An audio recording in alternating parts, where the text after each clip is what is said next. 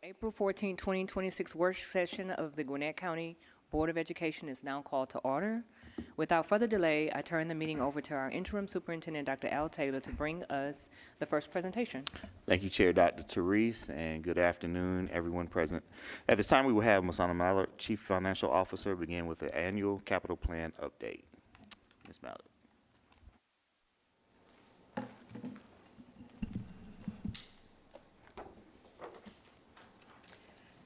Good evening, Board Chair Dr. Therese, board members, Dr. Taylor. Tonight, we are sharing our annual capital plan update focused on responsibility for our future of our schools through the Capital Plan 2031.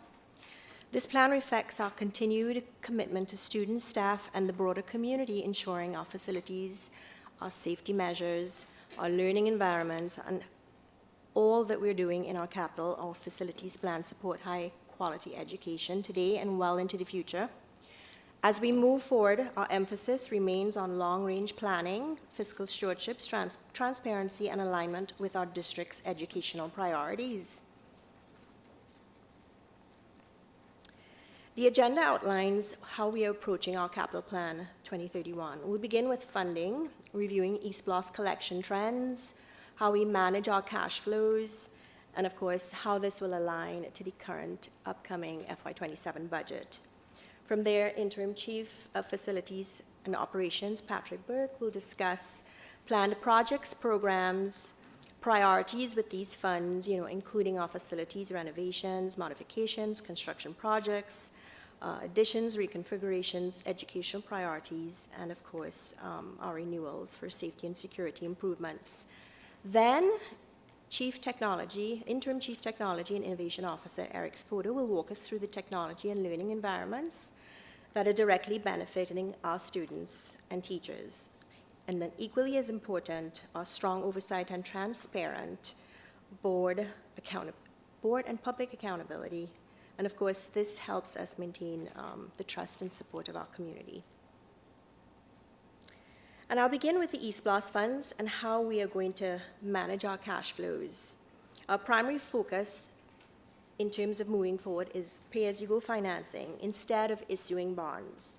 Taking on new debt, sales tax revenue will pay for projects as funds become available, which allows us really to put program funding directly into facilities, safety, technology, and of course, transportation.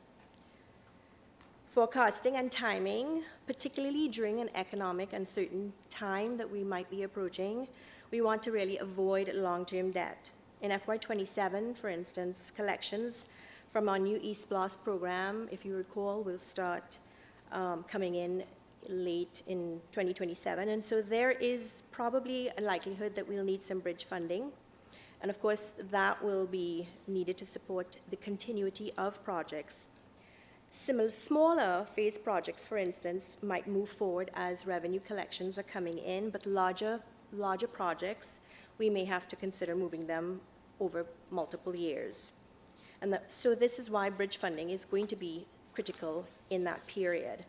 We'll also leverage our E-rate reimbursement funding to really stretch our East Bloss funds a lot further, especially for technology and infrastructure, accelerating even modernization.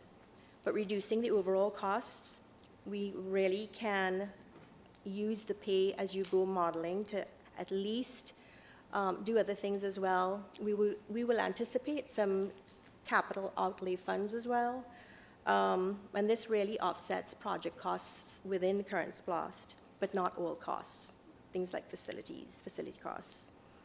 And then, of course, finally, in FY27, as you can see, the projected budget is $300.4 million. This reflects quite the scale and the importance of these long-term investments. And now I will turn it over to Patrick Burke, and he'll walk us through the details of the Capital Plan 2031, including the FY27 projects and how the plan supports the long-term vision in accordance with the approved referendum.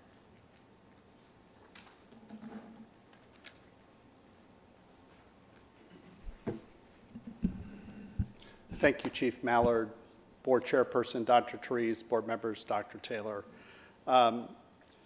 About a year ago, GCPS begun a public conversation around Capital Plan 2031 and the November 2025 East Bluffs referendum.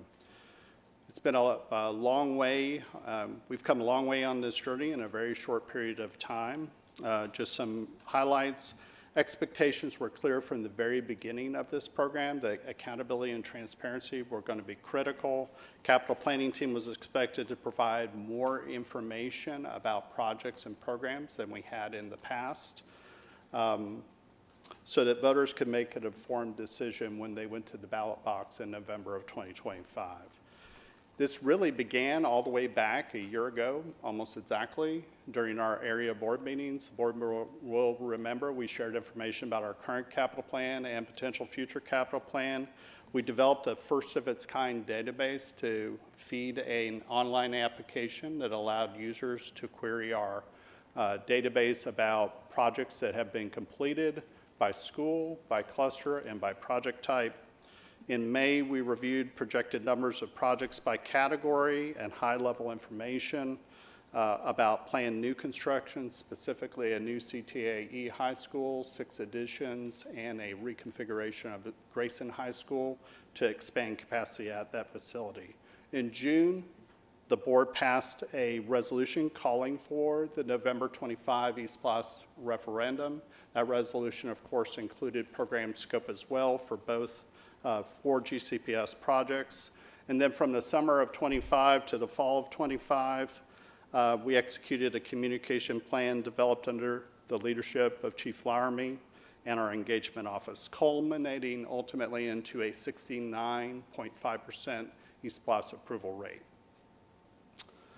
More recently, in February, we provided a short update about the current capital plan and projects that have yet to be completed. That included information about summer of 2026 program. Last month, we talked about enrollment trends and capacity utilization. We also talked about a long-range redistricting plan to alleviate overcrowding and reduce reliance on trailers over an extended period of time, which brings us to today. We'll begin with a quick overview of our planning framework that we began with in May 2025. We'll talk about preliminary schedules for new construction projects that were included in our June 25 resolution. We'll review planned execution of key projects during fiscal year 27. These include select commitments that we made to our public during the East Bluffs communications period prior to the referendum. And there are 2 other notes, important notes here. Today is not intended to be inclusive of all planned capital efforts during fiscal year 27. There's a lot going on. We have a limited amount of time today. We're going to hit the highlights. Related to this, we, of course, recently completed an outdoor facility review. We've been working through those items identified through the work order process, the existing capital plan. We talked a little bit about that in the February presentation, and we'll hit a couple of those items today as well that are covered in the current capital plan. Other items in that list will be reviewed during the upcoming educational specification review. As we discussed in May 2025, there are 4 key elements to the facility component of our capital plan. Facility renewal, which of course includes much needed building system replacement in areas like HVAC, roofing, electrical systems, fire alarms, interior finishes.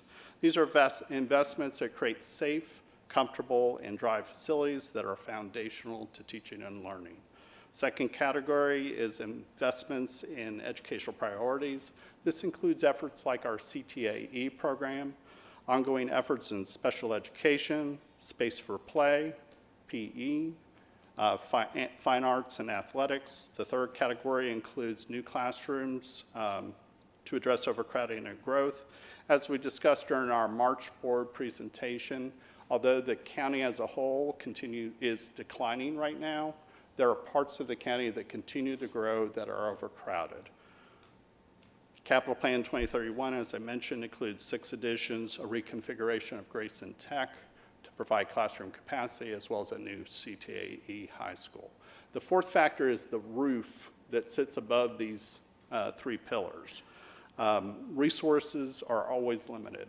Projected capital renewal needs and capital needs, not just in facilities, but all capital areas, exceed the projected revenue from an E-SPLOST. One objective we have within our part of the capital plan is to leverage projects to optimize state capital outlay, so we're growing the revenue base for the entire capital program. Of course, projects and programs shared with our public have projected costs. A part of our process is to update this information on an annual basis based on market conditions. We've estimated expenditures also over a 60-plus month period. The goal there, of course, is to balance forecasted expenditures against revenue projections, so we're managing risk as we execute this program. Specific projects were communicated prior to the referendum, including the new construction we just mentioned, HVAC and roofing replacement projects, track renewal, LED, many categories. We'll review some of those tonight.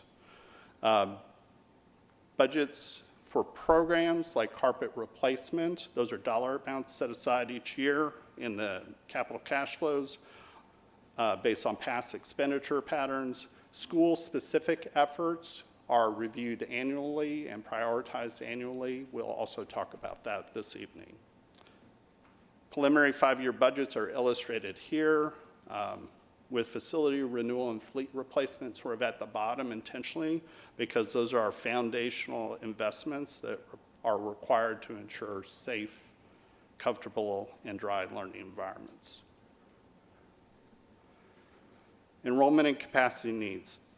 When developing the execution schedule for Capital Plan 2031 under a pay-as-you-go approach, it's critical to balance our expenditures throughout the 60-plus months of the program execution.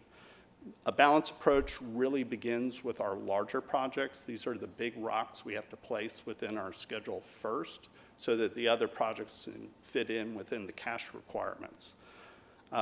These are all projects that have longer planning horizons, and then the contractual commitments are also over multiple years, multiple fiscal years. So it's important to get these right first. The bars here represent estimated begin and end time for new additions, our new CTA High School and the Grayson reconfiguration.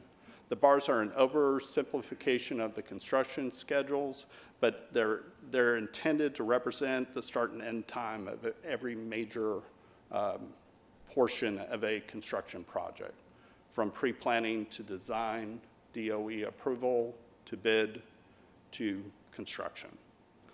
Based on enrollment and capacity data that we reviewed last month, the first 2 new construction projects are recommended to be Bay Creek Middle School and Tripp Elementary School. We're using a little bit of funding from the existing program to accelerate, sort of as a bridge fund, to accelerate the design process. Even with that, these 2 projects can't open before 2028 for the 28-29 school year, which is what the schedule reflects. And that, of course, assumes a traditional construction delivery model, which is what we would recommend. Based on enrollment and capacity data also, the recommendation is for Starling and Arcado additions to be sequenced next in the plan, with projected opening dates in 2029 for the 29-30 school year. Starling is in the same cluster as the first 2 addition projects, but the northern portion of the Grayson cluster, while overcrowded, is not growing as rapidly. We also think redistricting in that part of the county can help stave off some of the growth. Parkview Cluster Elementary Schools, of course, are overcrowded, but cluster enrollment has been stable and is projected to be stable over the next few years. It's important to note that the Arcado addition, that's the second smallest elementary school in that cluster, that addition will be necessary to provide relief throughout the Parkview clusters, so redistricting is a key component to providing that solution. The new CTAE High School project begins work actually prior to our 2029 additions, with planning, programming, and design beginning this year. Design and construction, of course, of a new construction or a new high school requires much more time than additions, and that's reflected here in the schedule.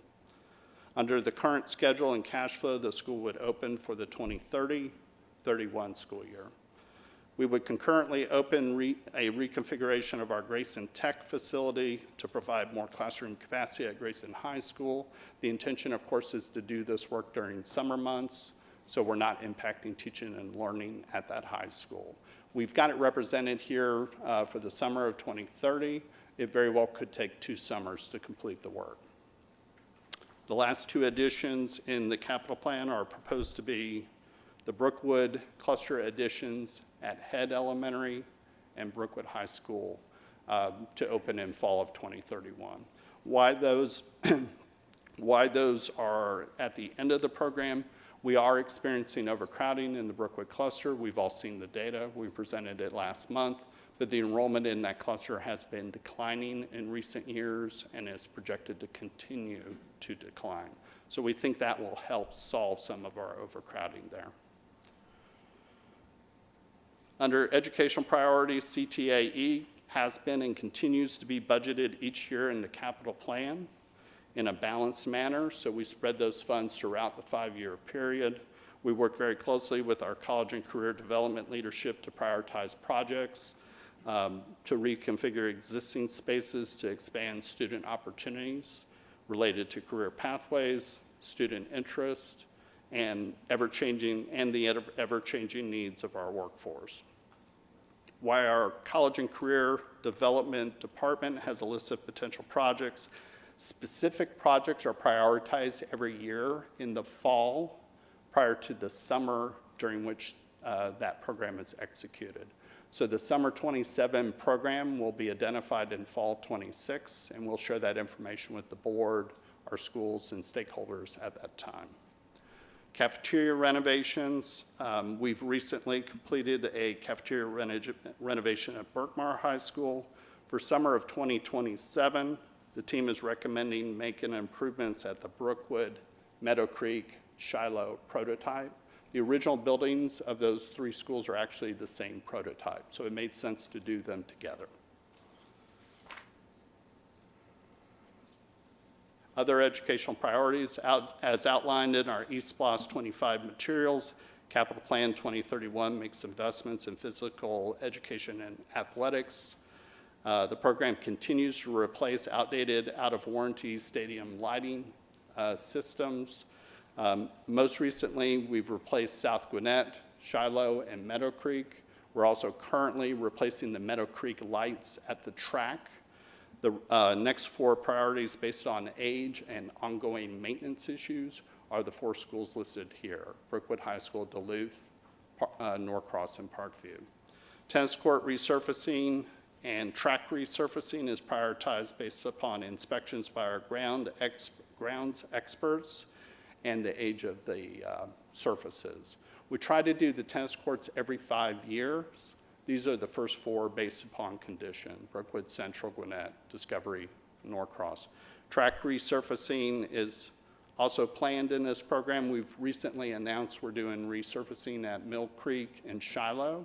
We also recently have top-coated the Parkview track, so those are all good for the next 10 years. The next track surfaces resurfacings in the order of condition are Archer, Berkmar, and Discovery.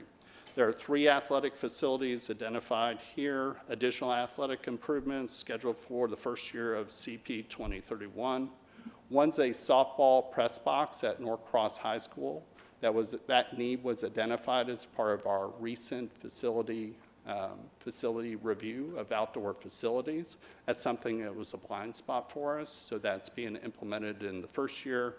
At Grayson and Peachtree Ridge, those are improvements to add bathrooms and concessions for visitors at the stadiums.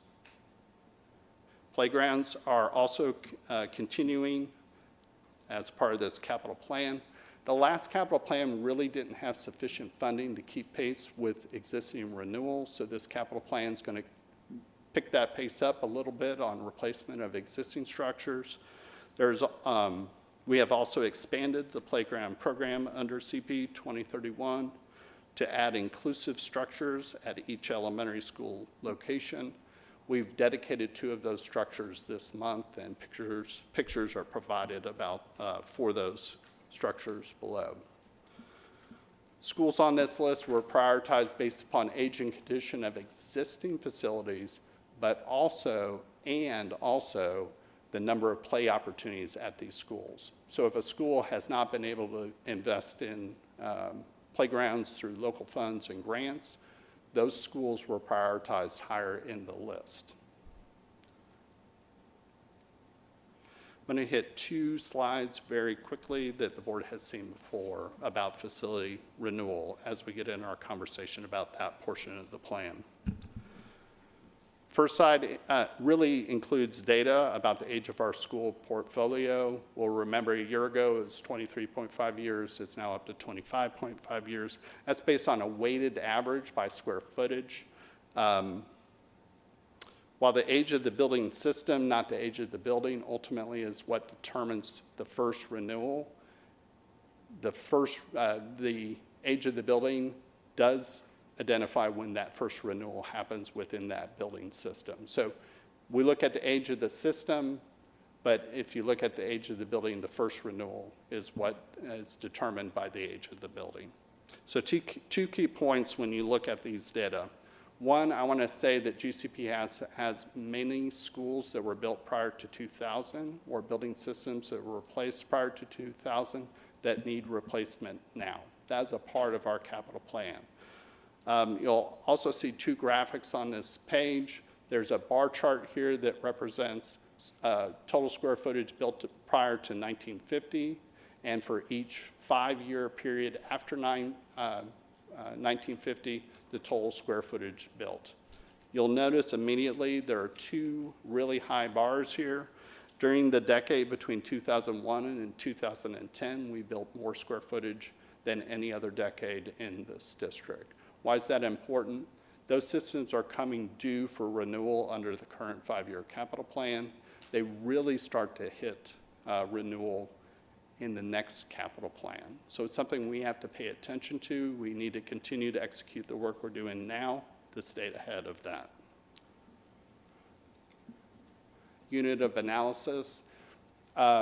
It's important to note how we prioritize our projects by unit of analysis. In other districts, you'll notice they use schools as a whole. In GCPS, we've used additions over time to expand capacity. This graphic here illustrates Brookwood Elementary School. The original school and 4 additions were built over a period between 1985 and 2005. The original school and each addition is what is called a state building. Every school gets a school code from the state of Georgia, and then every original building and addition receives a state building. That is the unit of analysis we use to prioritize our capital renewal efforts. This permits our team to use the limited resources we have in the most effective and efficient way to ensuring we're renewing our oldest facilities and building systems first. This also allows us to align this process with how we receive funding from the state through the State Capital Outlay Program. So in the area of facility renewal, in year 1 of the capital plan, we're going to go through some lists here. So HVAC, the board may recall that over 35 schools and over 50 state buildings are scheduled for HVAC replacements under the current capital plan or the new capital plan. 8 schools are scheduled for summer of 2027, plus an HVAC replacement at the Collins Hill High School field house. That system was undersized and has failed, so it needs to be replaced. Over 35 schools and 60 state buildings have roof replacements scheduled under this plan. The 10 schools listed here are scheduled for the summer of 27. Carpet and flooring replacement. Carpet replacement, again, we budget funds on an annual basis, and we prioritize those funds each year based on age and condition. We strive for a 12-year replacement cycle.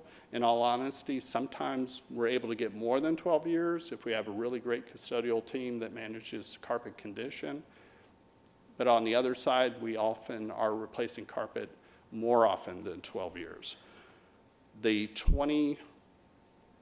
The 20 schools listed here are scheduled for replacement in 2027. Again, it's based upon condition and age of the carpet. Carpet 2 is executed by state building, not by school. I think this is the first time we've put out a carpet list this early in the process. So hopefully that's welcome from our principals.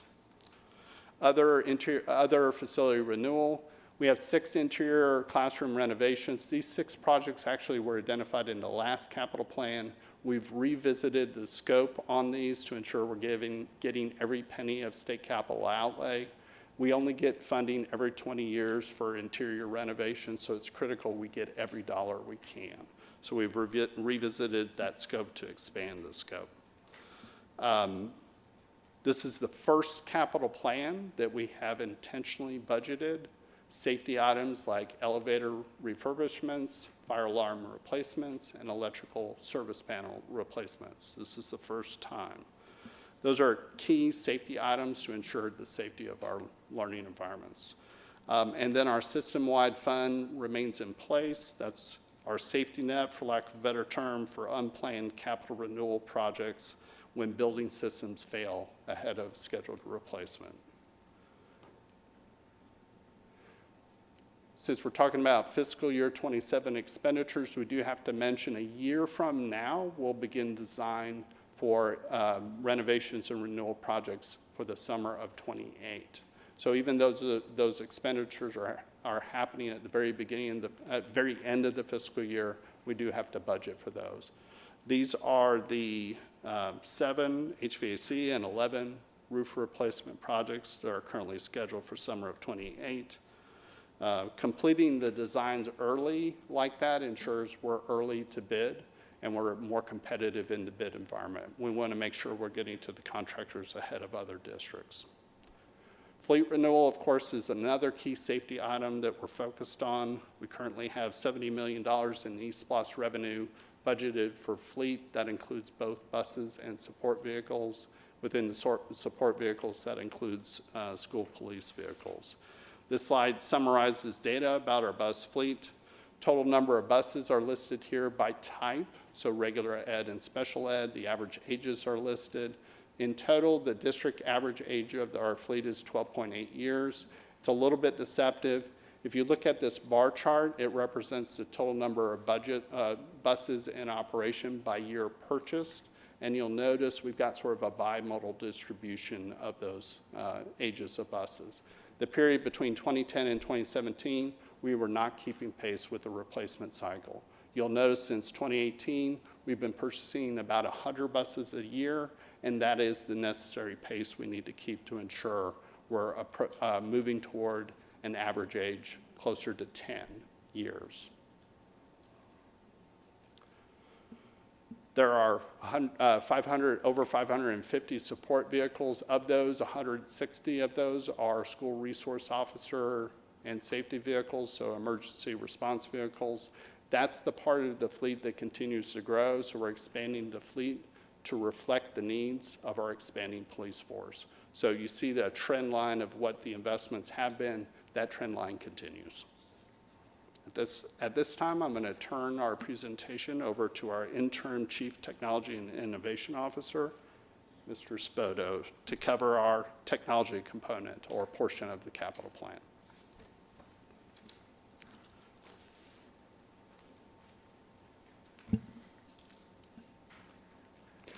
Good evening, Chairperson Dr. Therese, members of the board, and Dr. Taylor. Thank you for the opportunity to share updates and plans around our technology and innovation investments for our Capital Plan 2031. Our capital budget does serve as the primary engine for district-wide modernization. Our investments fall into 7 categories, as you can see from the chart here. Classroom technology is 45%, you see in orange, and then the top left in navy at 15% is staff technology. That together makes up 60% of our Capital Plan 2031 investments. I do want to call out the bottom left, that blue 15%, that's infrastructure.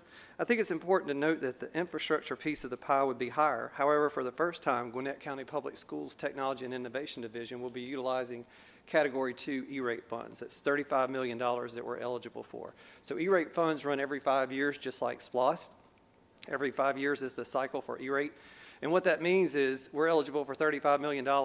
We can purchase $35 million in infrastructure at a cost of $7 million. So we save 80%. On the next two slides, we'll look at some of the projects and initiatives that comprise some of these categories.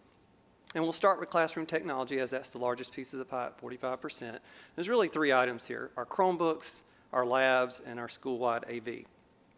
Our one-to-one initiative began in 2021, and the only refresh that's taken place since that time was the purchase of 55,000 Chromebooks in the summer of 2024, and that was with the use of ESSER funds. So with SPLOST being 5 years, we would need to purchase 20% of a year, or 38,000 devices. That's enough for a year. That's enough for one student, every student, plus a 5% overage. But due to the current age of our fleet, we'll be more aggressive in years 1 and 2 and probably replace closer to 70% of our aging devices. Next you'll see on the list is labs. And we refresh our computer labs with Apple devices and Windows devices. Apple devices support programs for our music production classes, and our Windows devices support programs for our STEM courses and business classes. We just completed that at the high school, and we'll begin that process at the middle school over the summer and the fall. And the last one under classroom technology is school-wide AV. You're familiar with the interactive panels that we're currently installing in high schools. Those are replacing our projectors. We upgraded AV components in the cafeteria, the theater, the fine arts room. We installed audio enhancement. So that's the kind of things we're talking about when we talk about audio, school-wide audiovisual updates. That work was just completed at the high school, and we'll be beginning that work at the middle school again in the summer and fall. Regarding staff technology, we replace outdated faculty and staff laptops with devices that enhance, support, and accelerate productivity and the teaching and learning experience. We replaced all the elementary school staff laptops last winter and spring, and we've just recently replaced the middle and high school staff devices. Those have a better battery life. They have AI chips in them for faster processing. But because we've recently upgraded both the elementary, middle, and high school levels, this won't happen again until the end of Capital Plan 2031. You'll see a number of items under infrastructure. These initiatives are in place to enhance the district's infrastructure, health, specifically reliability, security, and operability efficiencies.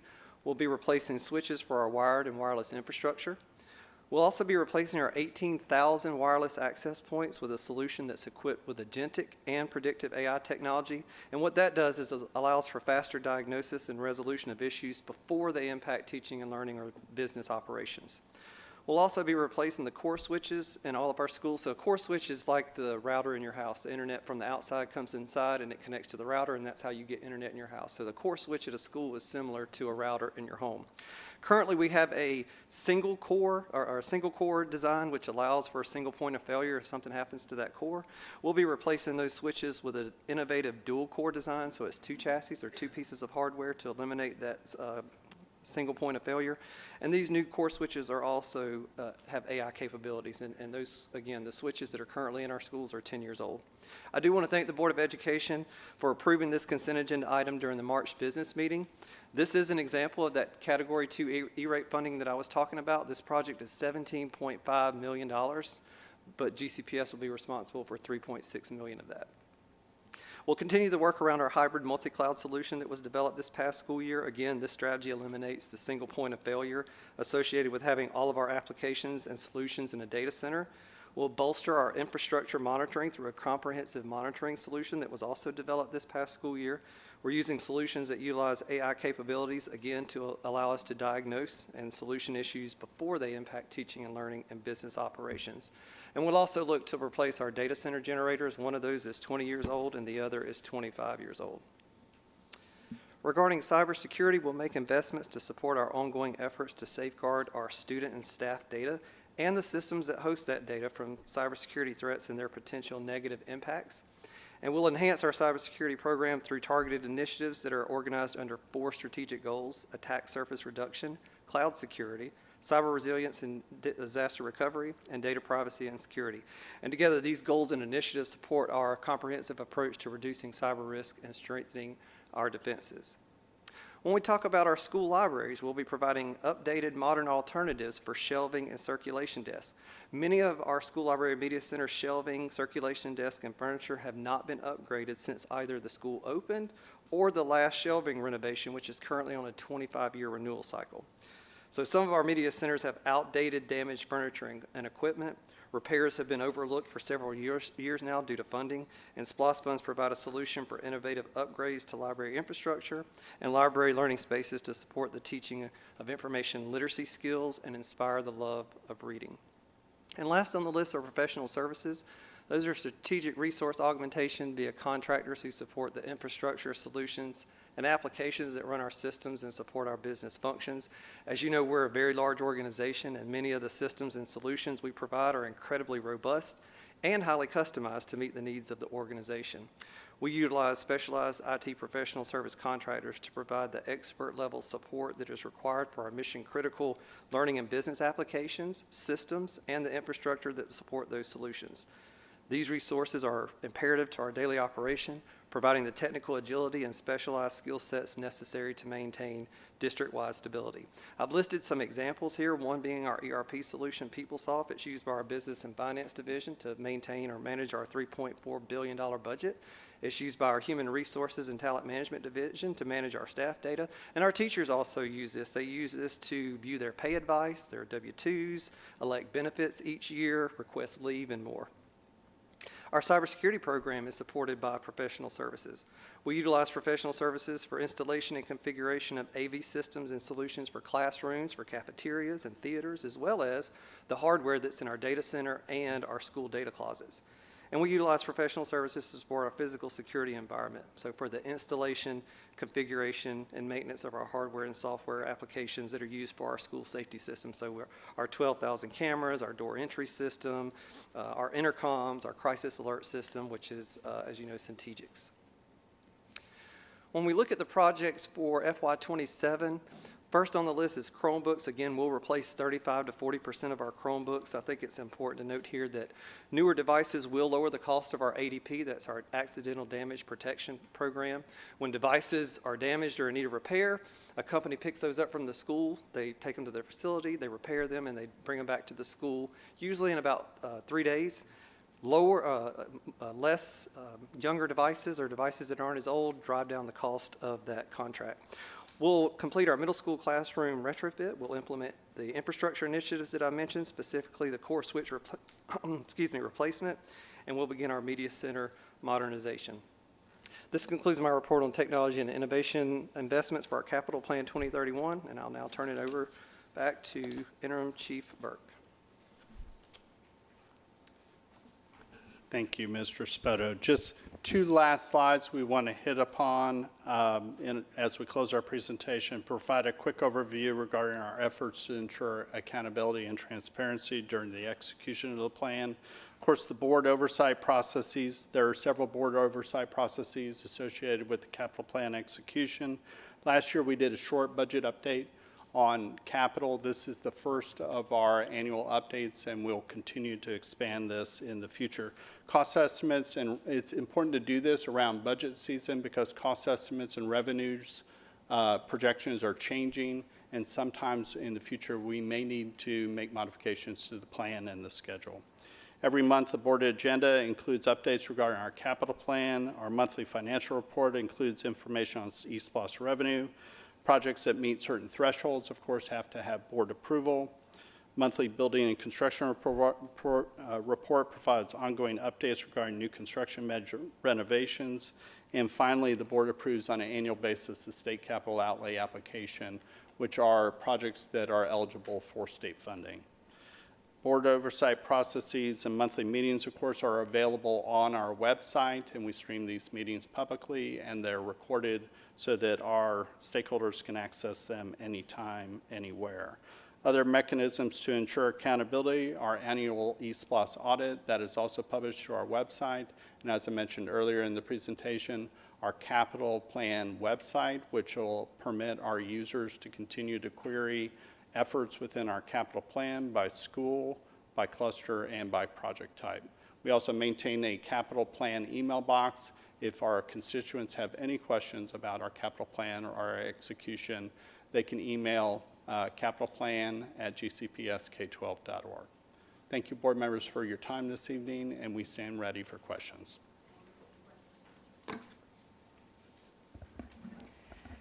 Yes, thank you, Chairwoman Dr. Therese.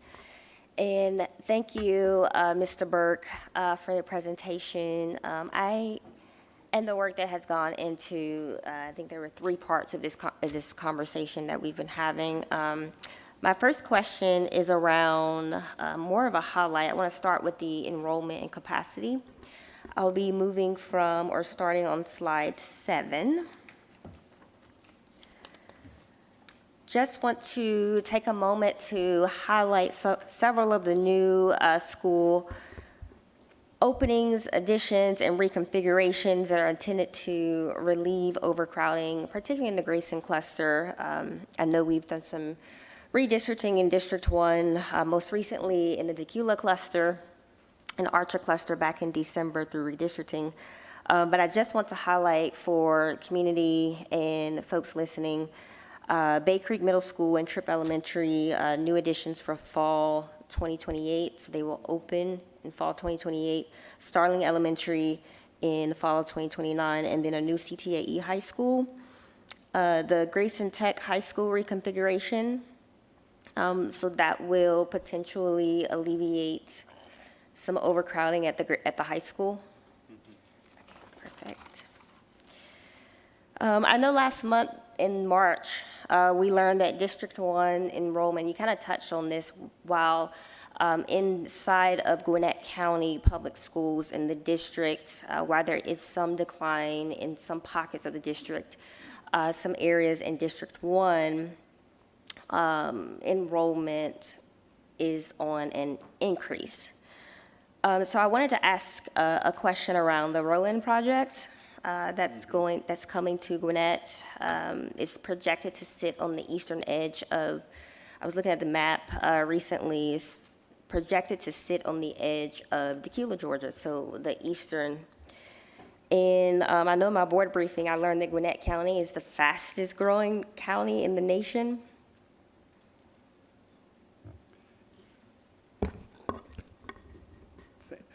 Do you want me to respond to that? Yes. So great. So Rowan, thank you, Ms. Stone, for the question about Rowan.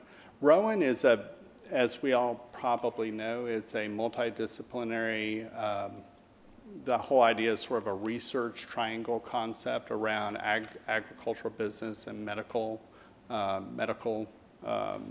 services or medicines. That particular development has a very small residential component, but you're exactly correct, Ms. Stone. It's going to drive rooftops. We're already seeing it in that part of the county. Goes all the way to the edge of the county. There's actually been modifications along the stream there to provide more greenway access, and it spans 316. So it sits on both sides of 316. Again, not a lot of residential development associated with it, but we've seen our first tenant move in. It will drive rooftops and demand for new housing. And do you think that that will impact student enrollment or projected student enrollment? There are several developments out in that part. If you look at the presentation we gave in March and look at where the development is planned, there are several really positioned to take off in that part of the county. And there's a single owner that owns a large number of those developments. All right, thank you. My next question is around East Bluffs and transparency and accountability. I want to acknowledge the district's continued investment in facilities, especially the focus on reducing trailers. Again, wanted to highlight some of the projects specific across District 1 per the presentation. 2027, this is slides 14 through 15. HVAC replacements in the Tequila and Archer cluster at the high school, middle schools. Roof replacement at McGill Elementary, carpet, Alcova Elementary and Mulberry, and then additional improvements. So my question is around kind of going back to slide 6, I saw that the investments or the costs associated with these replacements, so not just in District 1, but across the district, the HVAC replacements are projected at $143.7 million. And then roof replacements, 26 million, carpet replacements, 25 million. And then I want to say our largest new schools and additions at 173 million. And so on the last slide, slide 24, I saw a note around accountability reports, capital plan website, and capital plan mailbox. If you could go in a little bit further around where families and taxpayers can track these projects as they're coming through in 2027, 2028, and can we expect a comprehensive, publicly accessible report that connects each project to each school, to each dollar, so that stakeholders can clearly see how East Blast funds are being used? Yes, thank you for that question. The current application we're using, again, we have a database that's feeding the online application that allows our stakeholders to query what projects are occurring throughout the county.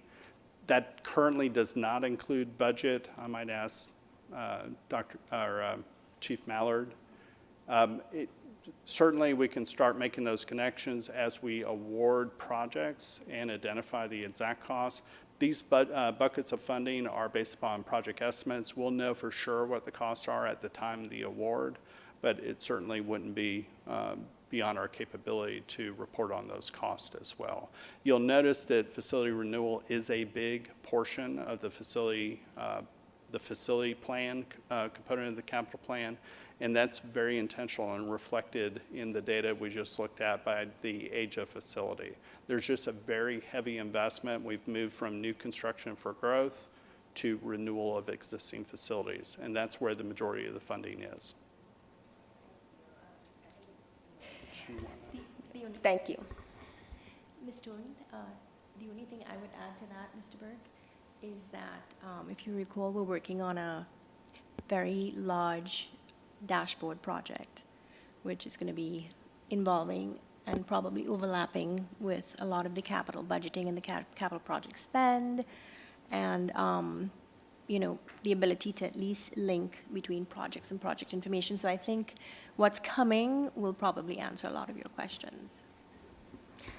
Thank you, I appreciate it. And I'll just highlight, I think it's important that for the community to be able to see each project for each school and then be able to see the dollar amount in real time. Understood. Thank you, Mr. Burke, for this very comprehensive report. I love seeing this every year. I'll be honest, I kind of geek out on this because this is, in my previous life, I worked for a big hotel chain, and I built hotels and was part of this whole procurement process, and on a much grander scale of several thousand properties. And so I have a lot of respect for the team that works underneath you to manage this whole process. And very concise, very detailed, very thought out. It's really good to see all the great work that we're doing and the thoughtful use of our taxpayer dollars, especially around East Blast and where we're putting it. And one thing that really struck out to me, and I'll keep this brief because I know my fellow colleagues want to make some comments as well. But slide 17, safety and security fleet, 2006 school buses, and I know that because I took some time last year to tour our transportation department and talk to our fleet teams. And can you clarify so 14 million annually from the East Blast to purchase buses and support vehicles? Can any additional funds be used to maintain the buses, or just only to buy the buses? Thank you for that question. The maintenance costs, you see it in the monthly purchase order report. You'll notice a lot of inventory for parts. I see a lot that, of that right. happens within the existing general fund dollars. So the replacement really is the capital expenditure. We mentioned the eSPLOST dollars. There are other dollars we use to leverage eSPLOST to expand the total numbers. So the 14 million alone would not be sufficient to keep the pace of renewal that we're currently trying to attain, but we have other pots of money through the state, through the CAMER program, that allow us to supplement those expenditures to ensure we're trying to keep pace at that level of replacement. And I only bring that up because I know we always experience a vast shortfall when it comes to our transportation numbers every year. So I was just curious as to how that played out. Additionally, I think we just received grant funding that We did. covered, right, so that was, discretionary again. That's good to know. And kind of a last thought, and I'll pass it down to the rest of my colleagues. You know, talking about the Chromebooks refresh, and I know that was a big investment with ESSER funds with COVID, and a lot of, obviously most schools, most if not all schools, well, most school systems across the nation did that during COVID, and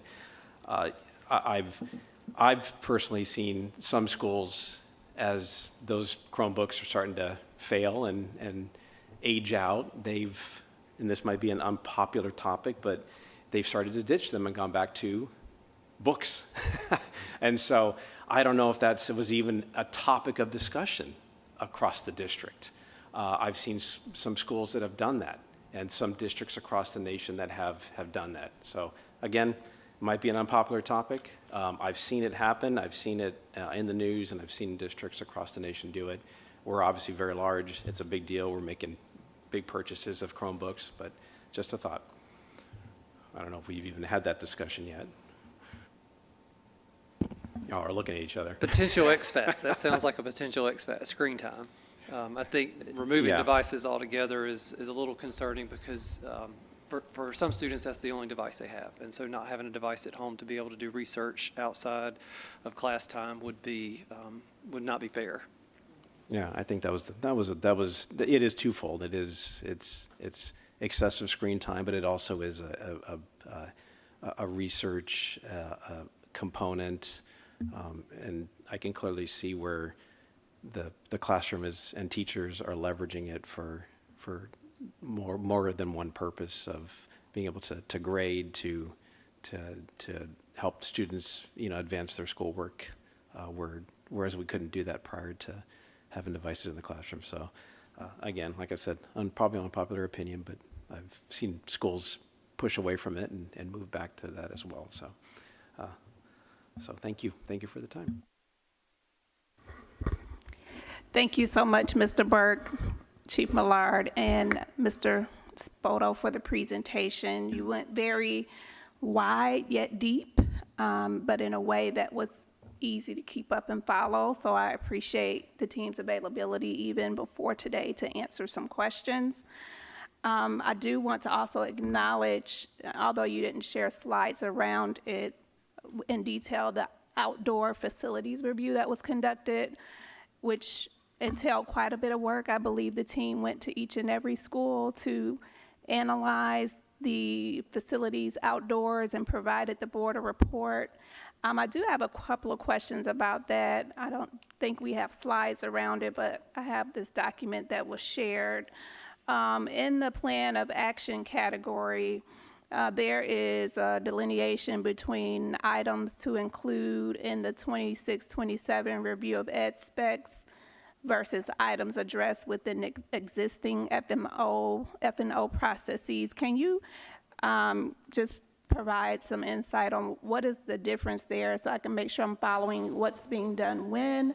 And also, is the district planning to publish this information? I do feel that with being transparent, it allows our community to really see some of the work that the team has done to examine our facilities and identify where we can provide some more investment.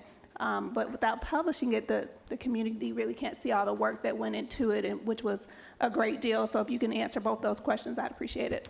Yes, and thank you, Dr. Simmons. I love the idea of publishing it. You know how we are. We love to put information out there. It was a large effort occurring over several months. We had a preliminary report, and then we've had these follow-ups where we've looked at every single item on that list and asked how we're going to attack it. Getting to your first question, there are some inconsistencies in our specifications among several documents.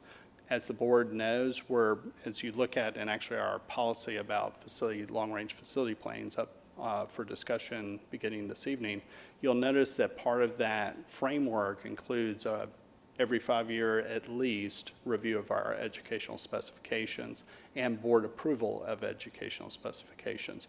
The last time we formally updated the ed spec was 2009. There was a 2015 spec that was never formally adopted. So we've got several documents that are conflicting with each other. In facilities, we didn't feel like we could address more of the academic or instructional questions. So the goal is to bring those questions in, get resolution, and update our ed spec to reflect those. And once that's reflected, move ahead on any modifications or any programs that we would need to include to get schools to a common level.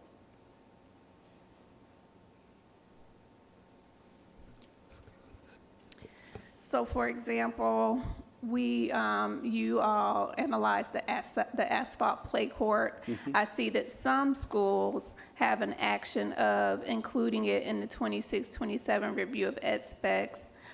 But then in some cases, the item was addressed with existing F&O processes. Yes.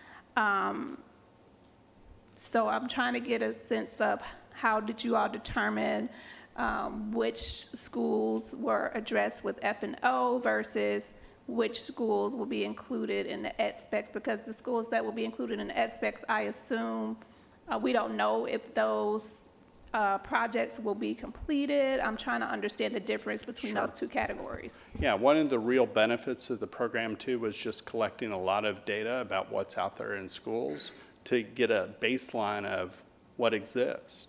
And so that's really important data for an ed spec review. You mentioned several play courts, so we are installing it. We talked a little bit about it in February, several of the playscapes that were missing. I'm trying to recall, I think it was Norcross Elementary School, for example, that didn't have a playscape. That project's being installed. We had others that were degraded. Those are being refurbished. We did install one middle school play court. I don't think there's a question about the play court at the middle school level. What's in question is what's available with the play court, and that's a question we need to answer as a district. What are the activities that would occur on that play court? And it's really a conversation we need to have with our instructional leaders and our teaching and learning folks so that we can get a common expectation out there and adjust the specifications to align to that. And that way we can execute. That becomes our measuring stick for future education suitability studies, which is another topic covered in the policy that's before the board. So the items that are to be included in the review of ed specs are projects that require further discussion to see if the district will complete the project or not, or maybe the school has to raise funds. These are still projects that are in question. I might define them as projects that require expertise beyond F&O. So if it's bringing in our PE experts, if it's bringing in our teaching and learning or our instructional leadership that is the team that manages school operations on a daily basis, those are the type of perspectives we want to have around the table as we're developing that specification and setting that yardstick for future capital programs. So it just becomes a discussion. Once we establish the standard is the standard, then we move forward with the execution of that. But we need to ensure consistency cross-divisionally to make sure we're attacking the right issue.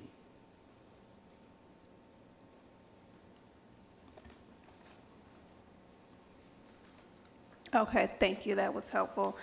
Moving along to the presentation, can you go to slide 7 for me?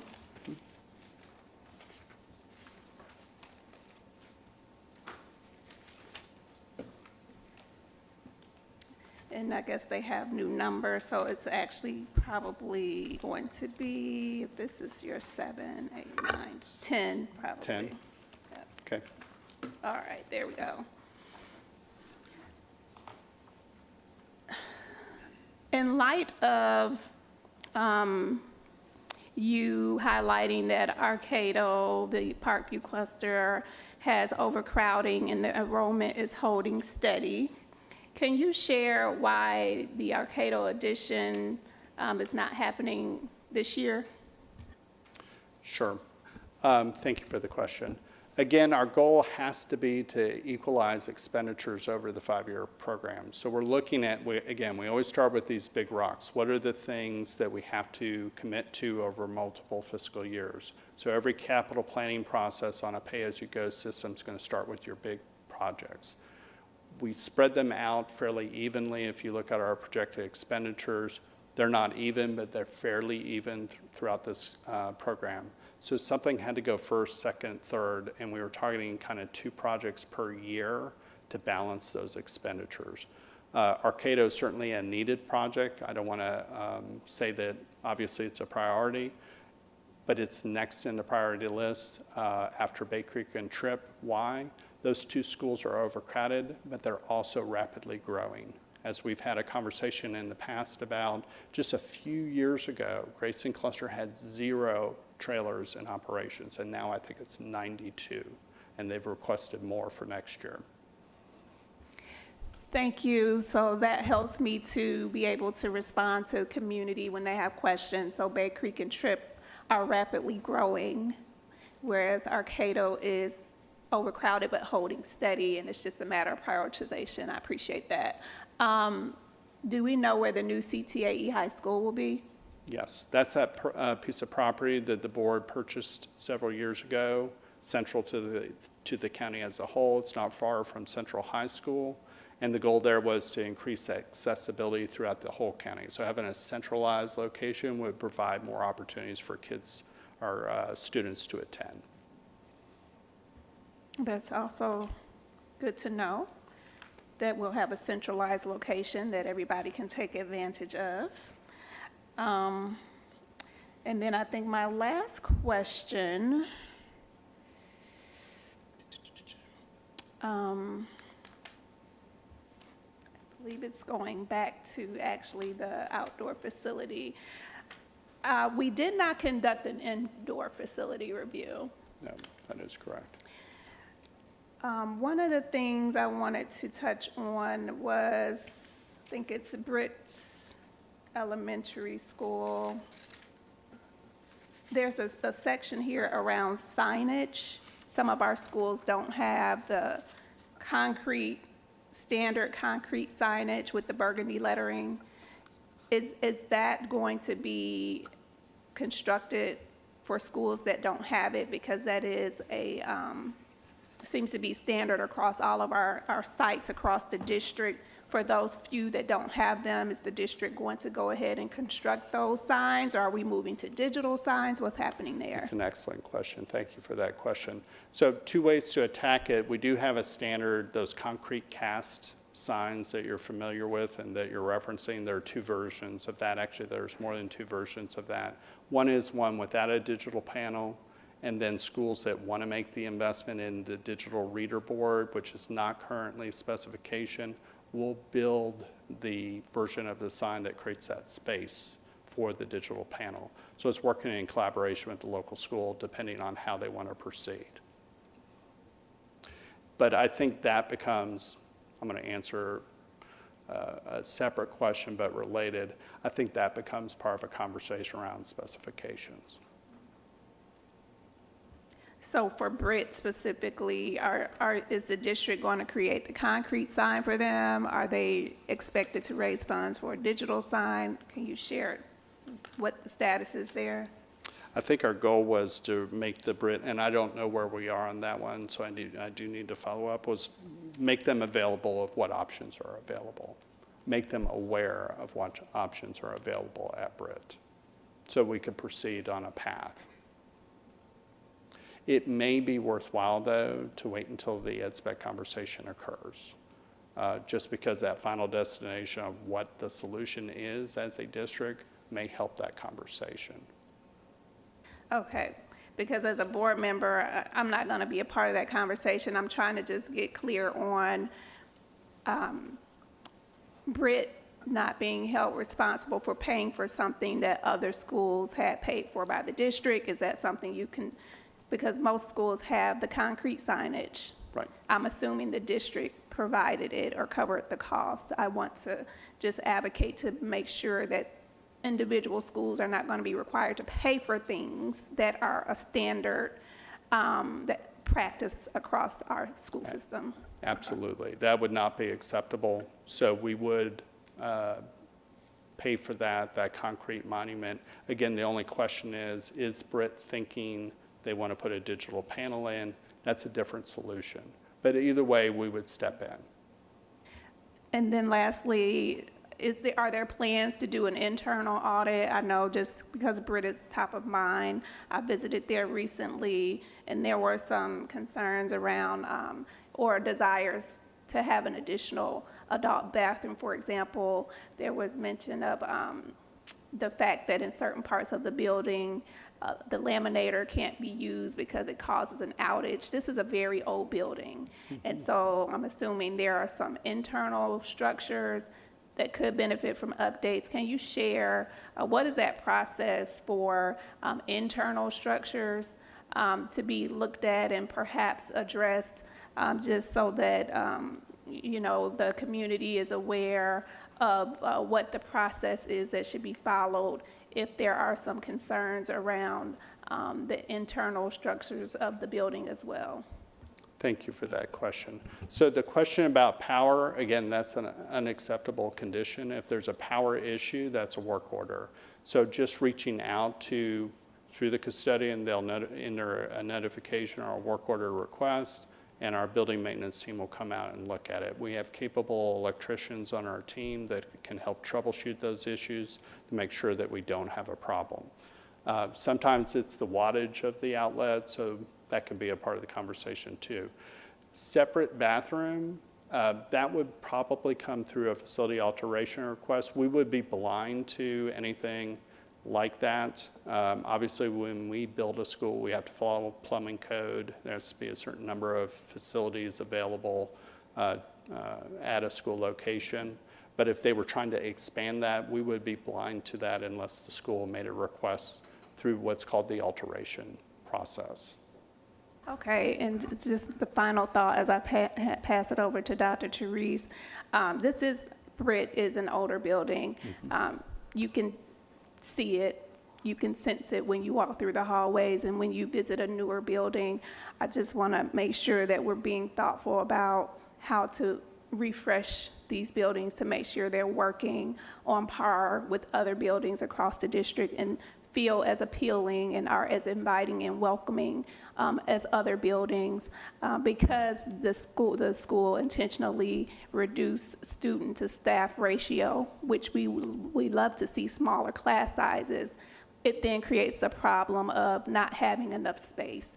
And so I just encourage the district to continue thinking about how we can facilitate reducing that student-teacher ratio in light of the space that's available. What do we need to be thinking about to further support schools and principals with finding the space to reduce their class sizes if they have the points to do so?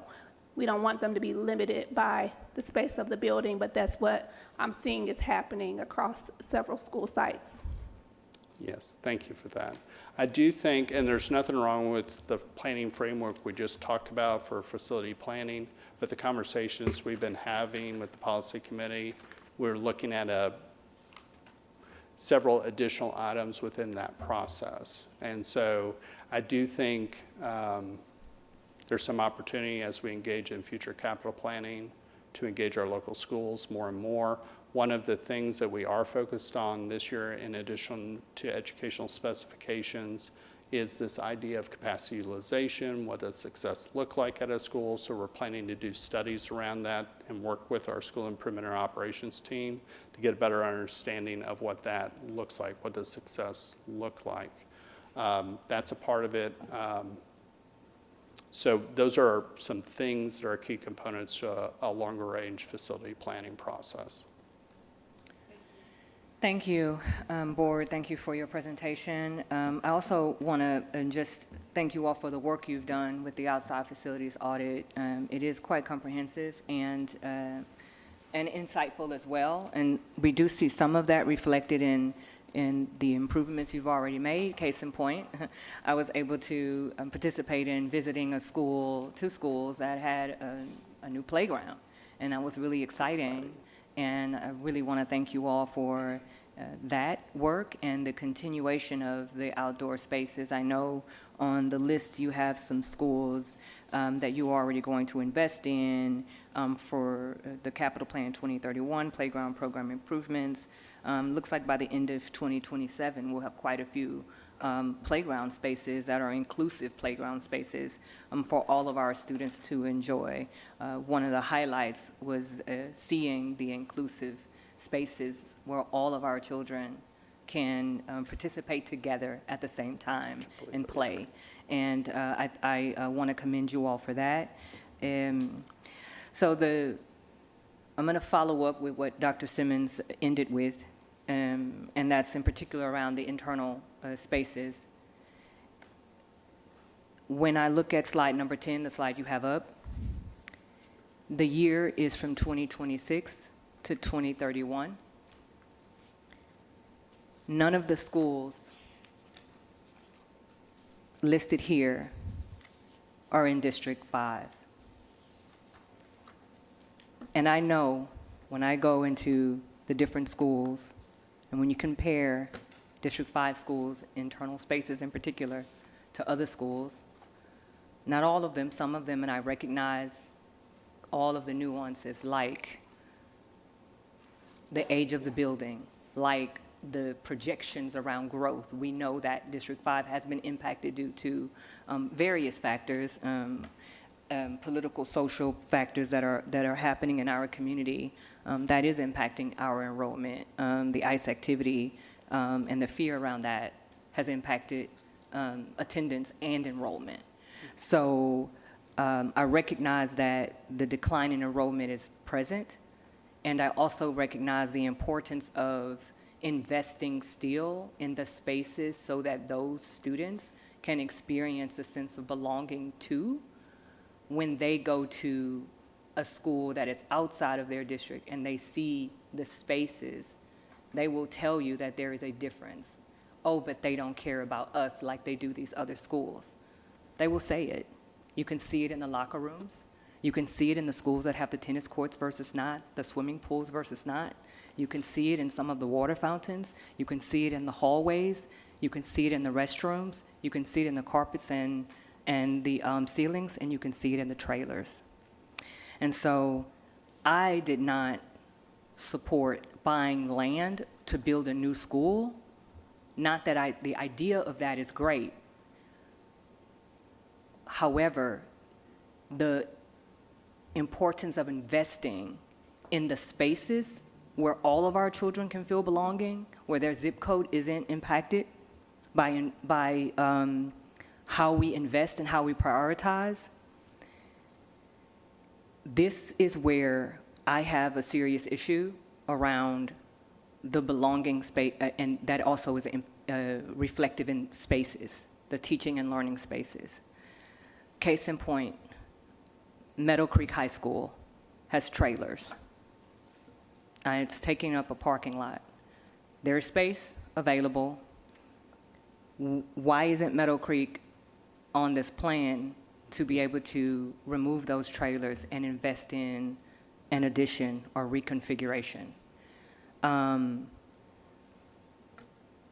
I don't see where Berkmar is on this list also, where they also have trailers and there are also some needs for improvement in the back. I know we have made some improvements with Berkmar, of course, but I really want to focus on your investments around the Meadow Creek High School in particular, the trailers, and in general, the internal audit that is certainly necessary. I would love to have a specific status update on that, because I'm not sure why we don't have an internal audit yet for our facilities. And I'm sure you will see and notice that there is a difference between the schools in District 5 versus the other schools. I'm also noticing the prioritization around the enrollment and the capacity. So when schools in District 5 had high capacity and over-enrollment, there was no investment in capital funding to help alleviate those issues, but maybe adding trailers.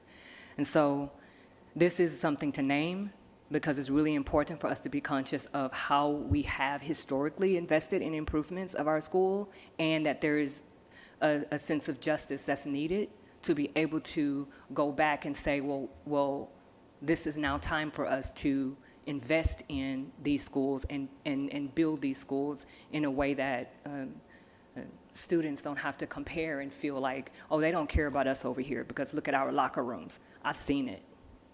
I've seen the difference. And so, so two questions. The internal audit, where are we exactly, specifically with getting that done? And how are we going to use that data to then update the enrollment and capacity needs project for 2031? And then the other question is, what are we going to do about the trailers at Meadow Creek High School? There are a couple things, sorry. Well, Dr. I was Taylor. going to say, I can jump in, I think, on the first question around the audit. You'll remember that when we presented, there were several phases that we were looking at. The first phase was the external facilities. The next phase, we hadn't landed on if it was going to be internal facilities, or we were looking at maybe some curricular opportunities, looking at some of the, some additional spaces that we know that there may be some inequities. And so that's being finalized now, and so we can give you an update. Mr. Gomez isn't here today, but we'll get you an update this week. Okay, thank you. Let me hit on a couple of things. So this list, you'll remember, of course, and we've said it, we don't have sufficient funding to do everything. The list here is really prioritized based upon capacity utilization, and growth. So those are how these additions were identified. They were identified about a year ago in May of 25. They were included in the resolution, so therefore by law, we're bound to do these if we have sufficient funding, unless the enrollment doesn't materialize for some reason. So that's how we got to this list. Part of what you're describing, Dr. Therese, I love what you're saying in the idea of doing reviews of facilities, as we've talked about it within the policy. The sort of vision we had, or the board has had, and the policy committee has had, is to look at that planning process over a more extended period of time. Data collection is always going to include age of facilities for roofing, HVAC, lighting, interior finishes, all of those things. It really gets to the execution of that work that changes the interiors. It's very difficult to change the dimensions of a hallway, a classroom. Those are really fixed assets that are hard to change, but how it feels within the building, that's where the renewal comes in that data collection process. I do want to say we don't have swimming pools in GCPS, but we do work with local partners to access pools. But our goal is always to try to get the interiors to a point that we have renewal happening in a way that people feel valued. We haven't really had the funding up until now to deal with many of the issues that you're identifying.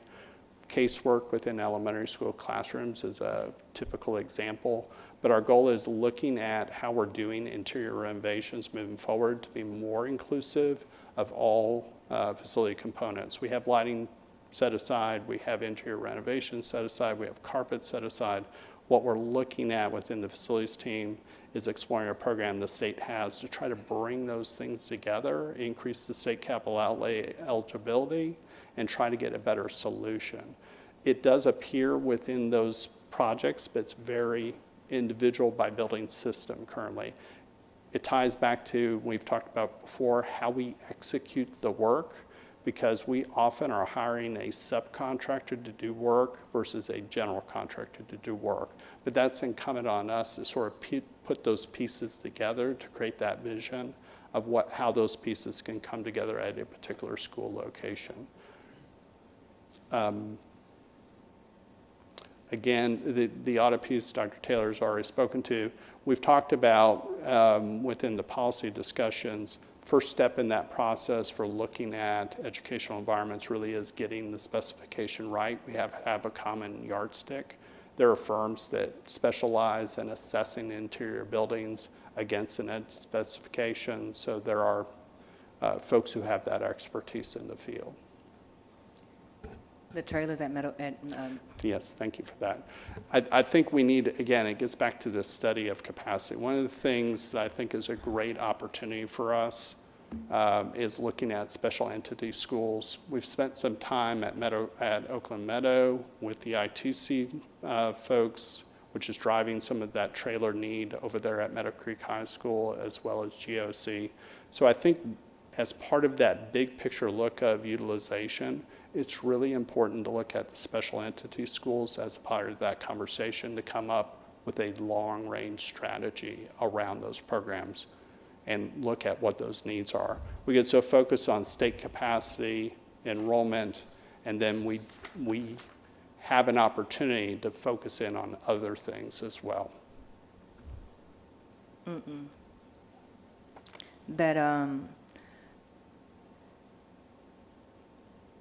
I'm still perplexed as to why we don't have the information here on this list. I understand that you're saying this is specifically what you looked at, but I would wonder if you could add an additional slide that then also showed something that wasn't part of the resolution, but things that are needed to also include those things on the list. I know we're pending the internal audit, and we also know that there are some schools that still need to have some things addressed, like Meadow Creek and the trailers. And I would imagine that even though it wasn't part of the resolution, that we can't wait till 2031 and not have it. To me, if it's not here, it's not going to get done. What's not measured and what's not documented won't get done. And so I have concerns about it not being documented here. And again, I'm talking about Meadow Creek, but there are also other schools, in particular in District 5, where if you look at slide 12, no school listed on slide 12 in District 5. When you visit the schools in District 5 and you visit the schools in the other districts, you will see a difference in the facilities. That, again, is a problem. Then when I look at how many schools we have for any improvements and renovations, we have Berkmar Track resurfacing, Meadow Creek Cafeteria, we have Sweetwater Middle School and Corley Elementary School. Those are 4 schools besides the playground updates. And so these are some small things around HVAC for Sweetwater, it looks like. And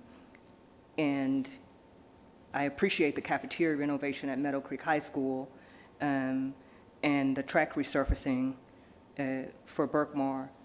But it looks like when you're looking at the major projects that are listed here on slides 12 and slides 10, there's not one school in District 5. I think this is a grave issue for me as a representative of District 5, where all the promise schools are located.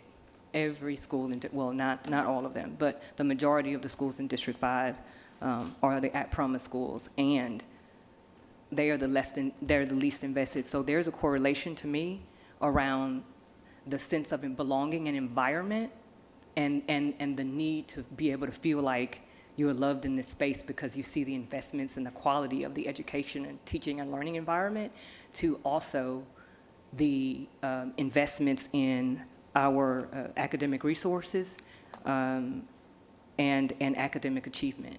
And so I do think there is some correlation there, not everything. I think there are some other factors we have to address. But again, this is an indicative to me of deep inequities that continue to be depicted in our school system. I would be remiss not to really focus on this because I think it's really important and unfortunate. So then the other question I have is around our technology upgrades. When we had the student advisory council meeting, which I really appreciate being a part of that and being there in person to speak with the students. Students gave feedback around a few things. One was around computer advancement looking at how we're investing in the one-to-one computer based on need, and also looking at the software that's associated. They expressed the need for upgrades around the access to some certain programs because it impacted their teaching, their learning. They weren't able to access it in the classroom because of the blocks. And so I think some of the teachers also had a certain frustration around that. And so I think that's something to further explore, is that when we do upgrade the computers, which they all said that was a priority for them, and their budget required, feedback was updating the computers and the software that goes along with that to allow them to really be able to have a more effective learning experience. Yes, ma'am. Thank you for that question. So we will be refreshing between 35 and 40% of the devices for FY27 and the same amount for the next year. So over the next 2 years, we'll be very aggressive in replacing close to 70+% of our devices. As far as the applications, we do have to abide by federal law, SIPA and COPA, Internet Protection Act and Online Protection Act. And so there is some software that is blocked because it's just not allowable. But there are some software or websites that are blocked because maybe the website is not categorized correctly. And we have a process where they can reach out to the Technology Innovation Division, and we'll review that. And if it's blocked and it shouldn't be, we can unblock it for students and staff. And we've done that many times. So I think they probably need some communication around what they need to do to be able to communicate, and maybe even the teachers maybe need some communication around what is the process to be able to access what they need in their classroom learning environment. And then to that end, my next question is the the SPLOST funding around instructional resources. Can you share what the plan is around investing in instructional resources and materials? I'm going to have to phone a friend. There are budgets set aside for those needs as well. We didn't cover them today. Again, lots of things covered today. Yes, so a part of the eSPLOST projections, as a part of this eSPLOST investment, we've mapped out how much we can dedicate for new instructional resource adoptions, in addition to the recurring costs that we have annually just for growth and replacement for the current instructional resources that we've adopted. This also includes access to any digital licenses that our teachers or students might need in order to access some of those resources electronically. So we do have a breakdown of what that costs and what we would expect to spend, in addition to what we've projected and prioritized for instructional resource adoption up to 2030, 2031. And I'm going to look, yes. In case you want to know the specific items, we can provide that in the board update. But if you had questions this evening, Bob Chase, who's sitting in the back there, could give us more details about what's projected for like the upcoming year or for the next 5 years. Yes, can you please share that, please? Thank you. Good evening, and thank you. I know the first number that I could rattle off as far as the needs for growth and replacement for this upcoming school year, 26-27, is roughly $11 million, but we are working to minimize that and cut costs whenever we can based on usage data and enrollment counts. So that includes the replacement materials and new adoptions. Can you talk a little bit about that? Absolutely, yes, ma'am. They're the only new adoption materials that we're looking to purchase. We had already set aside funds. That was for the sex education materials. And the $11 million estimate that I just stated is purely for growth and replacement to maintain the current resources being used today. And that cost, that's around the projected costs each year for growth and replacement is around $11 million. Okay, that's helpful. So then my final, I guess, comment or question, you can comment if you want, but is really related to the prioritization, again, related to my first comment in general around the inequities with District 5 and investments in District 5, but really looking at how are we prioritizing the technology upgrades and also how we're prioritizing the investments around the replacements for our instructional resources and materials also. in District 5, or how are y'all prioritizing those things? Just want to make sure we're not left out again. For technology updates, so for the core switches, we're doing all schools next year. We'll start in January of '27, and by December, we'll have completed all of them. Around the libraries, we look at the ones that are the oldest. So we have one that's 1999. We have 7 or 8 that are 2003, so we'll start with those. And then as far as the switch infrastructure, that's going to be all high schools, then all middle schools, and all elementary schools.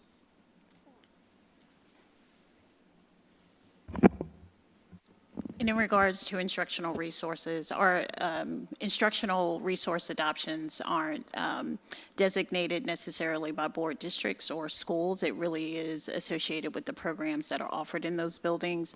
Where you do see investments that are specific to schools that are identified and prioritized for instructional purposes, you'll see that investment in our other budget conversations, which is more associated with our general fund. So you will see additional resource investments and support investments prioritized there.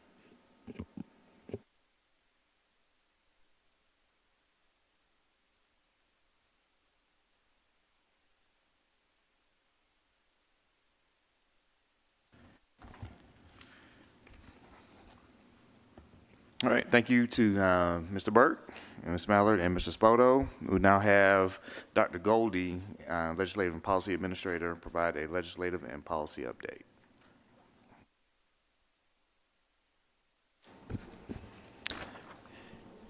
Good evening, Chairwoman Dr. Therese, board members, and Dr. Taylor. So beginning with the policy update, I'll be brief with this. So at last month's meeting, the board placed 3 policies on the table till this month's meeting. Policy BAAB, Academic Accountability, Policy DCKI, Annual Operating Budget, and Policy DCL, Fund Balance. The only one that's really had any revisions is Policy BAAB, and you have a hard copy of that in front of you. You can see that in that policy, the blue text is the revisions brought forward and being presented for this month. The red strikeout is what was currently posted on the website. So we're bringing those 3 with a recommendation that they be approved at the business meeting this week. So I'll pause for questions there if there are any. So you're bringing DCKI for Yes. approval? I had a couple of questions there. Okay. On the first page, under budget development process, there's a note at the bottom of that first paragraph that mentions that there'll be opportunity for a community to provide feedback prior to March 1st of each year. Mm-hmm. And then the next paragraph mentions that before GCPS completes the first draft, and no later than March 1st, the board will meet to review the following information. And then that last bullet mentions the feedback. So I just want to make sure that those dates are appropriate, because if we're going to review the feedback by March 1st, we would need to collect the feedback before March 1st. I just wondered if maybe we should back up that first date a little bit. Does that make sense? That makes sense. Chief Mallard? Good question, Dr. Simmons. Thank you for that. What this is really saying is that by March 1st, we want to ensure that we've had the budget calendar developed and provide what we're saying in the first paragraph is really that we've had an opportunity to develop the budget calendar by March 1st, and any type of early engagement with budget stakeholder surveys or any other type of engagement with families, we want to have that done by March 1st. And then the second part is really in terms of the feedback and the input we gain through those surveys and engagement opportunities, with our community more so, that we will formulate some of our priorities or prioritize needs based upon that, so that when we're developing the annual budget, we'll have that information in order to do so by March 1st. I understand what you just said. And I don't know that it addressed my question here. So that paragraph, that's the second paragraph states that before GCPS completes the first draft of an annual budget for the upcoming school year and no later than March 1st, the board shall meet in a work session to review the following information. It says no later than March 1st, that we're going to review feedback from families.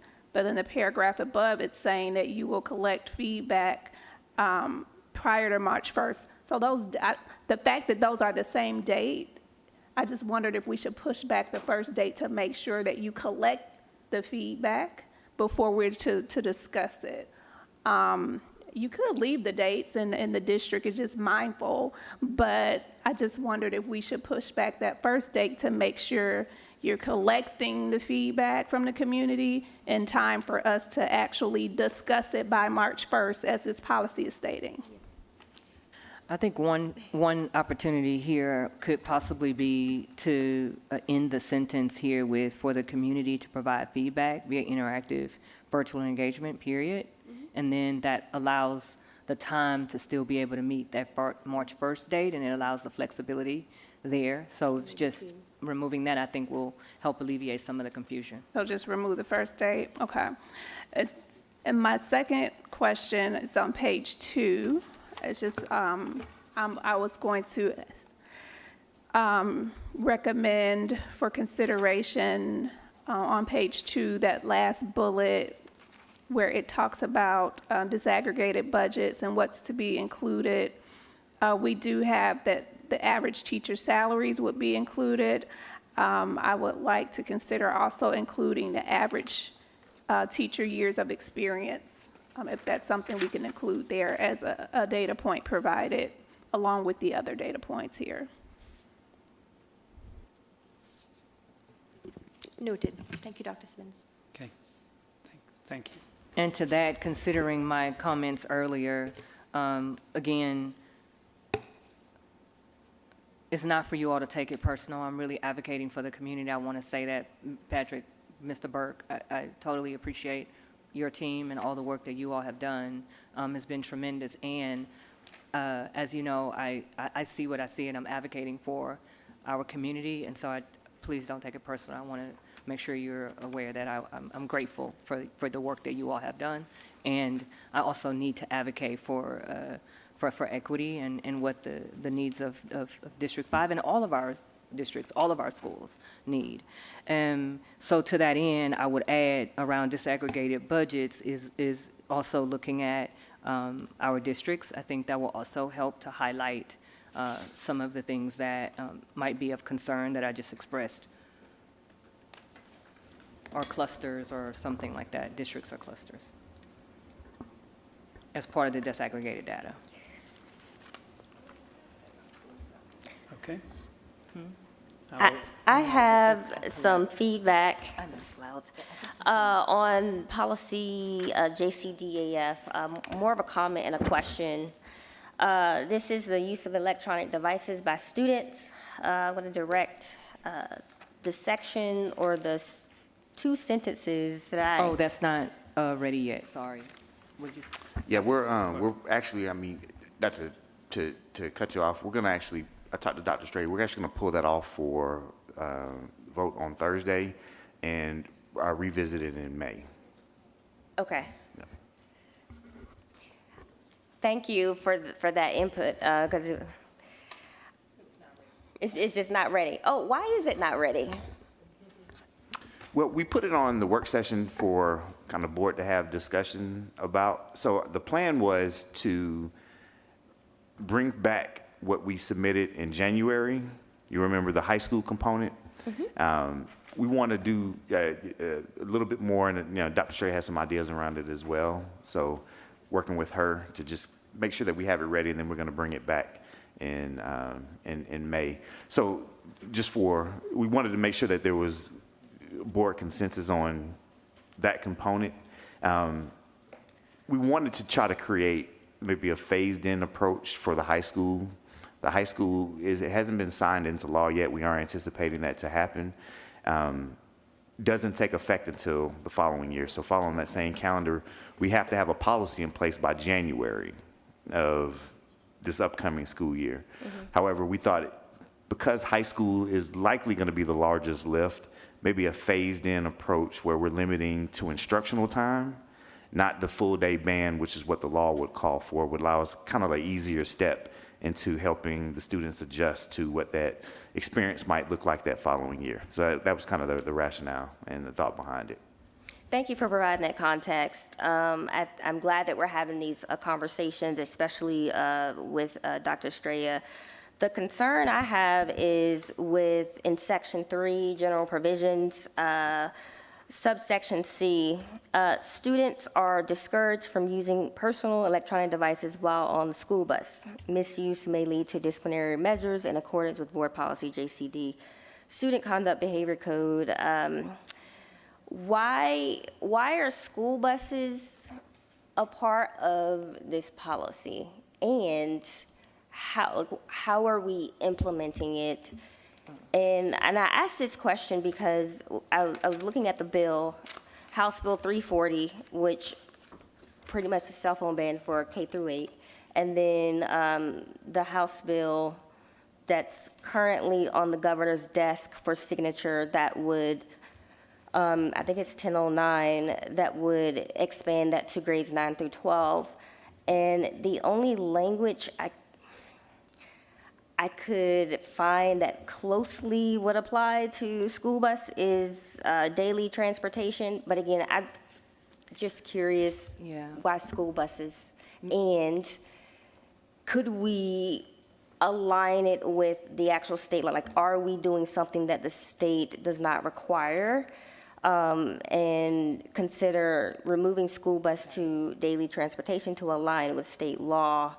And then if we are considering school buses, like how are we implementing it? What guidance would bus drivers receive?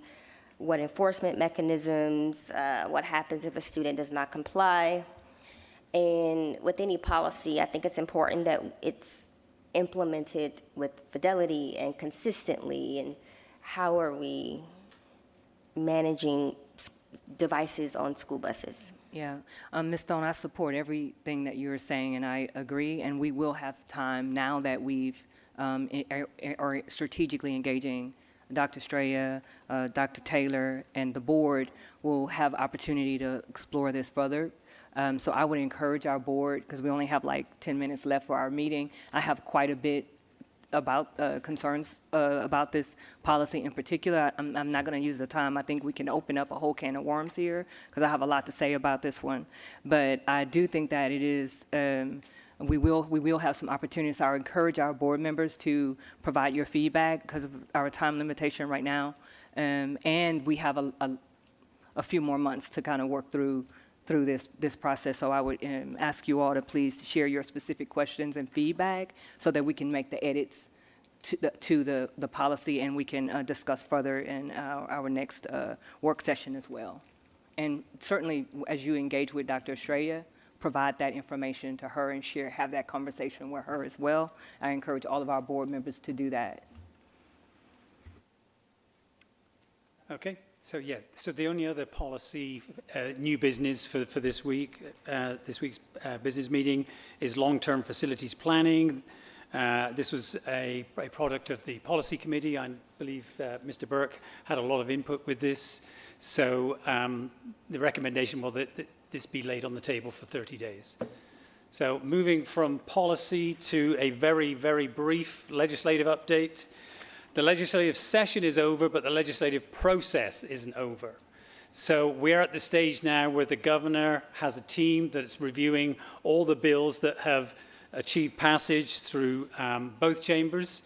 The governor has 40 days to either sign the bill, veto a bill, or do nothing and the bill becomes law automatically. So that's going on now. I wanted to draw board members' attention to this sheet.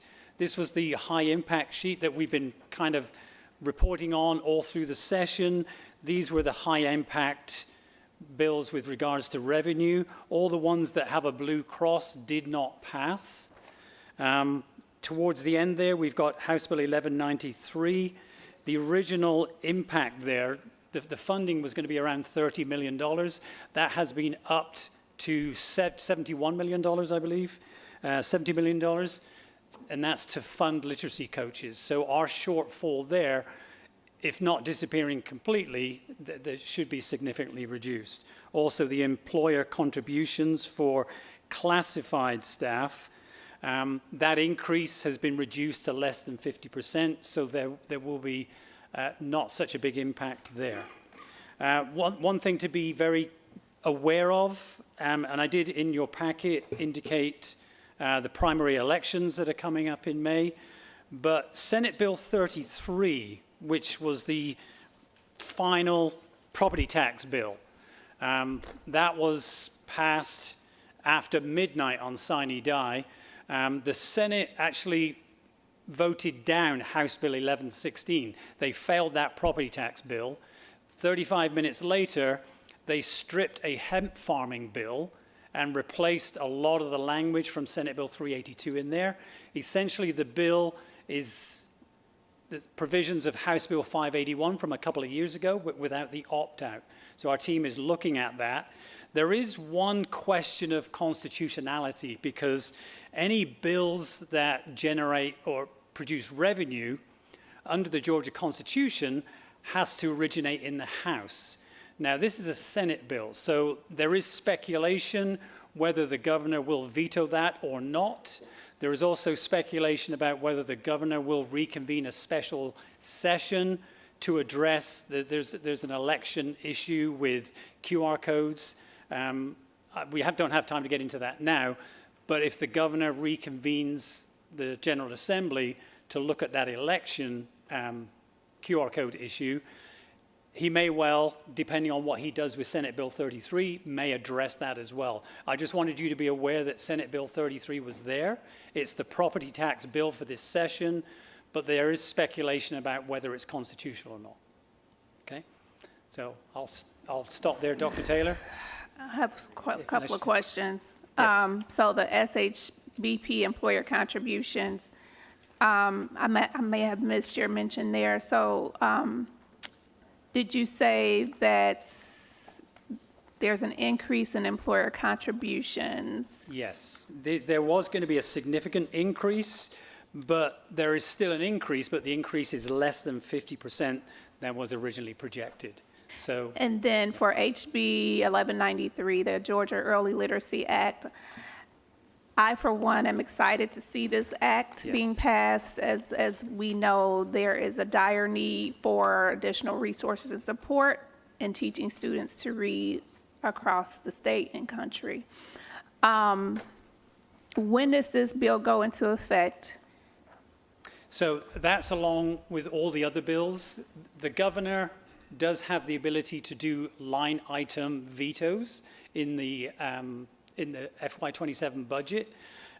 Given the Senate and the House pushing hard for literacy, I don't think he's going to do anything with regards to that funding line item. So the funding has been increased from 31 million to 70 million, which should, as much as possible, eliminate any shortfall that we would have had. So it would be available to us in It will be the next FY27, the next financial year. Yes. July. So of July this- 1st, yes.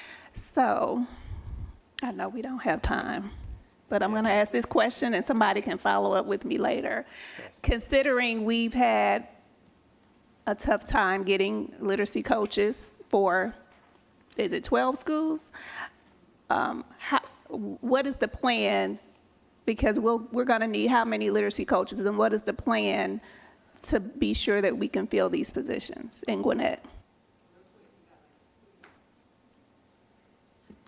Well, I think some of the things that like there's a delay, we know that there's a strategy that we wanted to put into play, but there's a delay when funding might be approved and available, is that we really partner with our human resources and finance team to think about what those options are. And if we can get the opportunity to kind of create almost like a placeholder for the job position, we can start recruiting, advertising, now as sort of a holding place so that we have candidates and we can start that process. So that's one option that we could potentially explore, but I want to unpack a little bit more with Chief Harden and Chief Millard to really begin to think about what the full solutions could be. But I will also provide an update on where we are with hiring. We're getting closer and closer. Thank you. Okay. Thank All you, right, Dr. thank Taylor. you. Thank you. All right, we just made it, Dr. Simmons. So I'm going to actually transition because I have to talk about our board training that we had this past weekend, 2 weeks ago. It was great. We had an opportunity to learn more about one another. And as many years I've worked on the board with Knudsen, I learned some new things. And we had a personality assessment, and it was quite interesting. So when Dr. Simmons came in, it was like, make sure we be on time. I was like, okay, this came out in her personality assessment, so if you don't mind me sharing. That's okay. I knew it was something important. Yeah.